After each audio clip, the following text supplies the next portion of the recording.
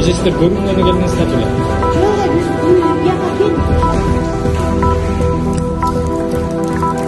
Бул Бишкектеги номер 9-үй бүлөлүк медицина борбору. Бул жайда мындай көрүнүш 15-тен 16 апрелге караган түндөн тартып башталган. Жааган жамгырдын суусу оорукананын чатырынан агып, имараттын 2 кабатын тең каптаган. Буга байланыштуу бейтаптарды кабыл алуу келерки биринчи күнү уланаарын оорукананын айрым кызматкерлери айтышты.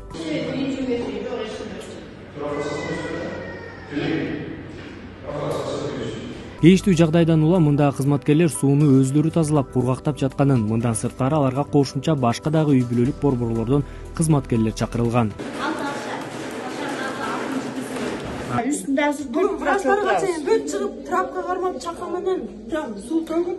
Кечинде да жабады, анан эмне болуп турабы? Муну мындай болуп атат да. ошо көлчүк болуп калып азыркыга чейин чогултуп атпайбыз. Ал эми оорукананын директору Рахат Бейшеналиев алгач кырдаалга байланыштуу Темежага комментарий берди. Анда ал борбордун чатыры буга чейин катуу шамалдан улам учуп кеткендигин билдирип, аны оңдоо үчүн учурда тиешелүү акча каражаты бөлүнүп берилген деп ишендирди. Өзүңөр белгилүү катуу шамал болду. Ошондо крышабызды алып кеткен. Ошол күндөн баштап эле иштер башталган. Иштер мына 2 күн калды, 2-3 күн калды. Бирок ошого карабай жан жаап калды. Ошол болбосо график менен жумушу болуп атат. Жумушу бүтүп атат. Акча бөлүнгөн.